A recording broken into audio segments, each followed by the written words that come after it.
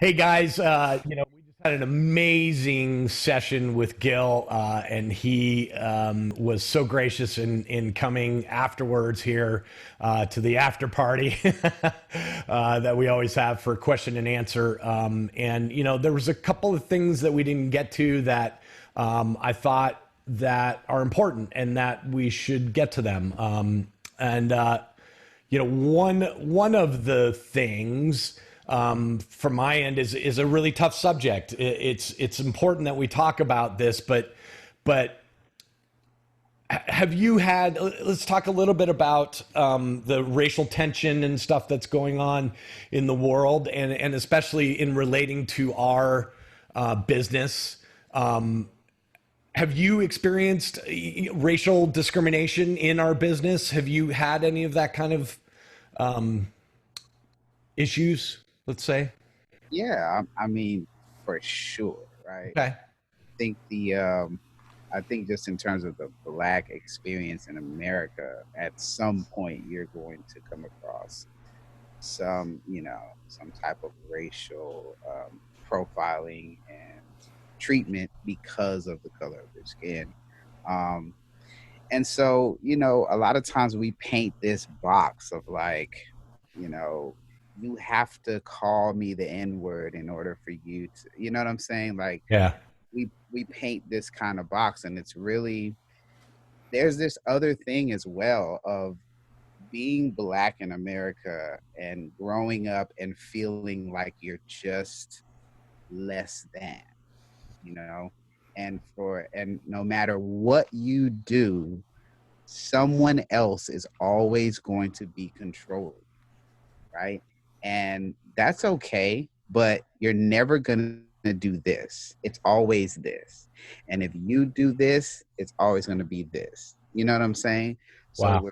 we walk around constantly feeling like we're living in this glass house where we can just only go so far, and it doesn't matter if that so far is being a house slave or owning your own billion-dollar empire like a Kanye West or LeBron James, because there's always somebody else that is making more or doing more or owning more than the cut that you're getting, right?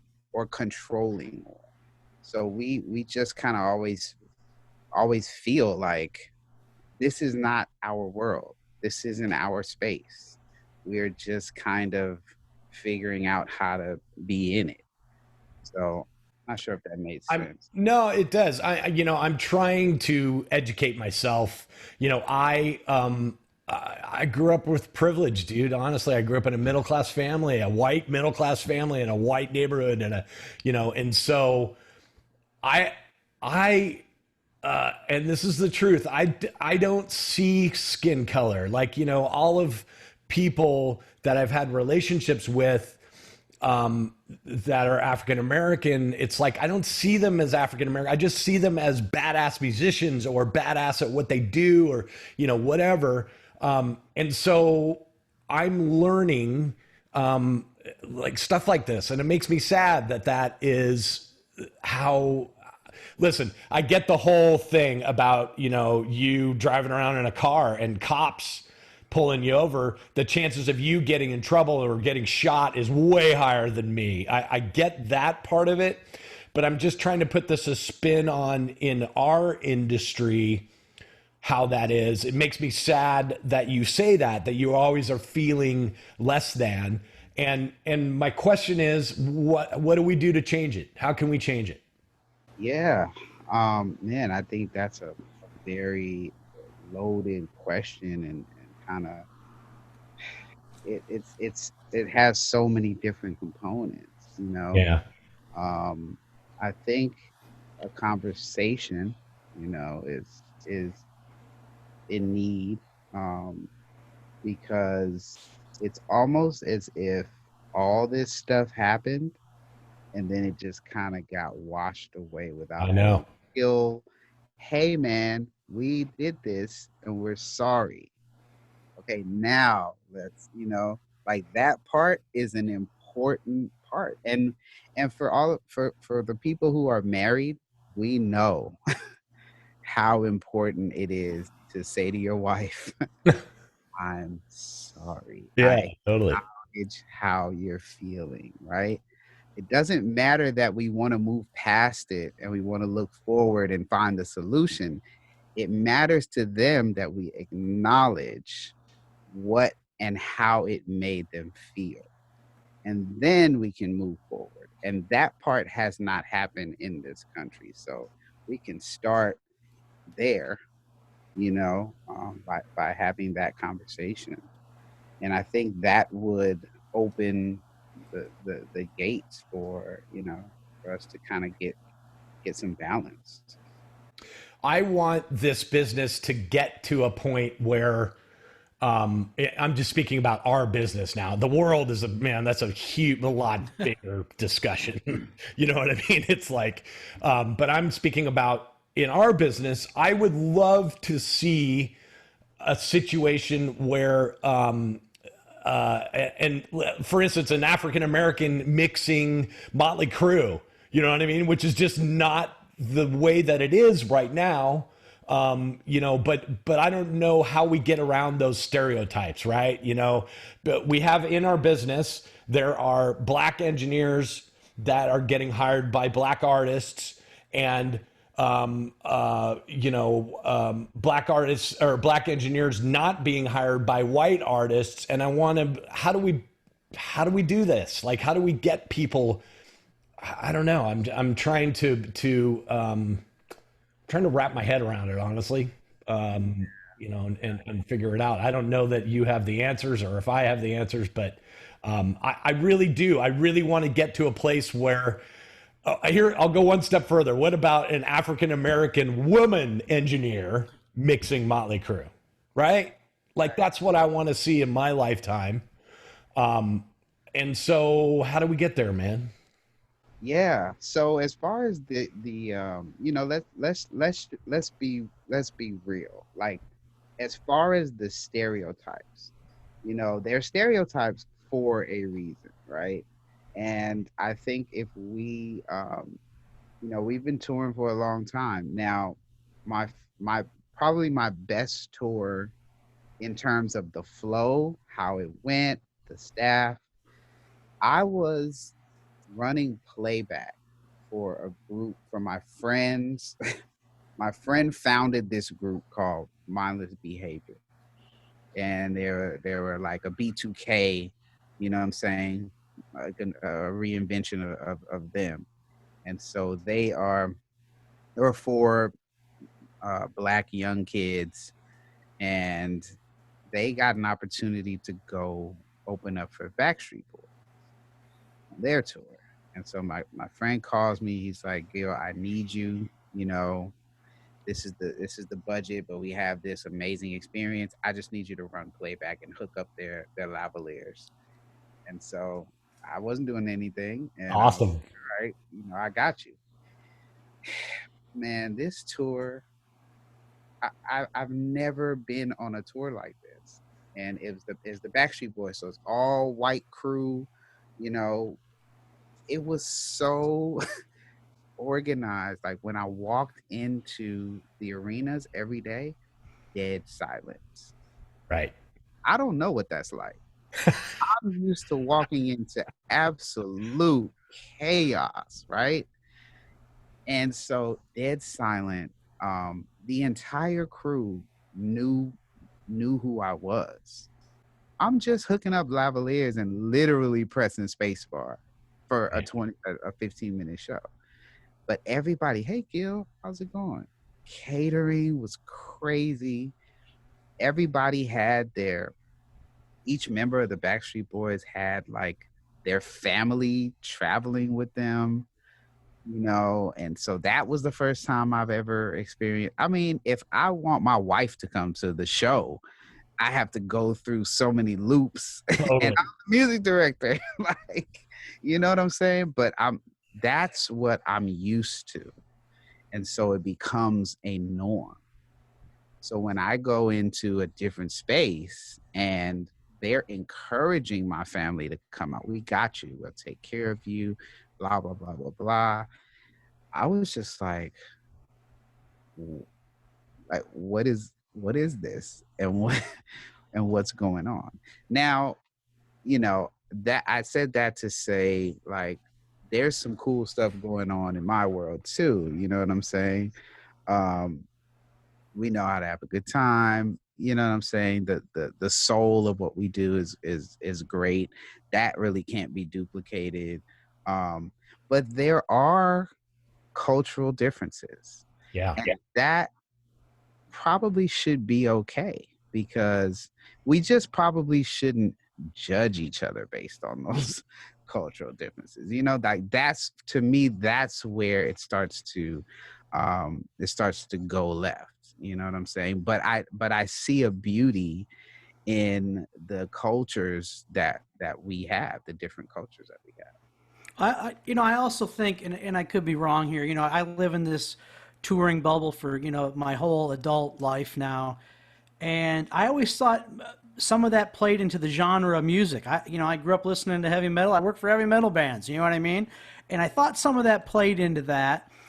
And also, I feel I don't want to minimalize it, but I feel like us guys that are touring the world constantly and see different places and different people all the time, I think it gives us a definite, a lucky advantage to see all those different things in those different places, and you gain some experience, or I'm not smart enough to say it in the right words, but you just being around in other countries and other people and other places and seeing different things, you gain some knowledge and some understanding of different cultures and stuff, and how to, because I guess you're interacting with stagehands and all different languages people speak.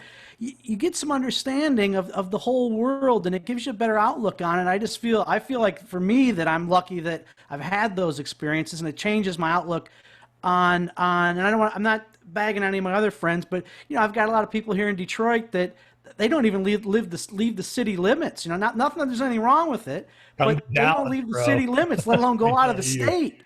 Yeah. And I think you just get a little of this, and there's a lot of that going on, and I'm just appreciative that I've, in some ways maybe it's bad, but I've lived in this bubble of that, and lucky enough to see the world and see tons of different people and how they act and behave, and learn it all, and like some, not like some parts of it, like other parts, and you kind of mush all that together, and you learn some tolerance for a lot of other stuff. Yeah, absolutely. I think growing up in the Black church too, I think there are some amazing things that come. As far as prep as a musician, oh, go to a Black church. You will be the most prepared musician ever, because at any given time somebody can come up there and just start singing and expect you to follow them in any key. You know what I'm saying? So then when we cross over to touring, this stuff is easy. We have a set list. Oh, sweet. You know what I'm saying? But there are also some caveats. Like for me, I grew up learning that if people weren't believing the same things that I was believing, then like they were over there and like we're over here. And that's when you start traveling the world, like you said, Tater, it's just like, nah, these are cool people. And don't believe what I believe, but they're cool. You know what I'm saying? And then I even had to start to incorporate, like, bringing my wife with me, because I would notice that I would go off and like travel the world, and I'll come home, and we would just have different perspectives on things. And so I had to mature in the sense of like, your tour life is your tour life. And I was like, nah, we need to travel together so that we can grow together. God. Yeah. The wisdom coming out of Gil. I love it. Love it. I think those things, and they don't come out of my mouth, and then he's saying them. Yeah, man. I just think it's a conversation that needs to be had, right? Like, we need to talk about this shit. And, I don't want I don't want you. I don't want to live in a world where you feel like that, where you're like, hey man, I achieved this and I can't, no matter what, I can't get to there, because that's a horrible feeling, you know? I mean, so I don't know. I don't know how to fix it. I don't think that any of us have the answers to what's going on. I feel like everyone needs to be educated. You know, part of us traveling, you know, I've had different experiences. Like I've been to Alabama, and man, it is 1952 in Alabama in some places, you know what I mean? And it's like, wait a minute, it's pretty spooky. And then, you know, we go outside of the country and it's like totally different experience, you know? So I don't know. I think that unfortunately, regardless of your political beliefs of what's going on in our country right now, I do believe that we are disconnected, and in some way we have to come together, and hopefully some of these awful things that have happened will bring some discussions like this to the forefront, right? You know, and it's uncomfortable. Like, it's uncomfortable to have discussions, but I value you as a friend. I love you, man. And I want to have these discussions with you, and we can agree to disagree about some things and agree to agree about some things. That's why I want to be on a bus with different people. I'm never ever going to say online that I don't want to be on with different people. I want to talk like this, you know, and figure it out. Yeah. You know, it makes some great conversations. But I do have one idea, and I got this idea from my buddy Phil Camp. I'm all for secure borders. I know you got to have a military and all that kind of stuff. But I say we take a military budget for 6 months and let people that haven't been out of the country travel and give them money to go somewhere else. I think it would go a long way. Yeah. I think it would only take about 6 months of a military budget, but I think that would work. Yeah. Here's my insight, and I stole it from my buddy Phil. It's true, man. I mean, I think that if you get an opportunity to see the world like we have, your idea of what's important changes. Yeah, definitely. I'm thankful to guys like you guys, and you know, a bunch of my friends that have been like just reaching out, just in light of everything that's been going on. Friends that don't look like me, you know what I'm saying? And you're right. Like it can be an uncomfortable thing, you know. And to that, I say I'm very happy that you guys are willing to have these uncomfortable conversations, because listen, born and raised in LA, walking outside is uncomfortable for me, you know. Okay. Driving in a car and getting pulled over for no like that just became a thing in my adolescence. Like, I literally would just get pulled over for no reason, you know. And I'd be like, hey, where are you coming from? Well, I'm coming from church rehearsal. Yeah, right. Where are you really coming from? Wow. Church rehearsal. You know what I'm saying? So it's just like that. Walking into a store and being followed is a thing. That's uncomfortable. So if we can get through this tunnel of being uncomfortable, I think on the other end, you know, we will be able to connect. And we see it happen when we tour and we travel. We can put two musicians or crew that are just totally opposite, but if you pry a little bit, create the right atmosphere and scenarios, you will find that they are very much connected in ways that they didn't know. You know what I'm saying? And I think, listen, man, we're human. We're all trying to figure it out. Yeah. I think honestly, a lot of it is ignorance, you know, on my part, you know, of being like, well, you know, what do you mean you get pulled over for nothing? I mean, it doesn't happen to me. I don't, you know, so that's the kind of stuff that I'm like, it's eye opening, you know, when we have these discussions, I just go, holy crap, man. Why is that happening? You know? So anyway, yeah, man, thank you so much. Yeah.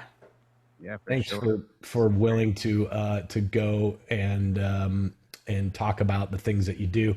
And I truly believe that you know, anybody that gets an opportunity to watch this hour and a half now, they're really going to learn some stuff. So I know I did. I'll tell you that. yeah, thanks a Well, lot, man. I can't wait to chop it up with you guys again, bro. Cool. Thanks. Anytime. Yep. And we appreciate you guys.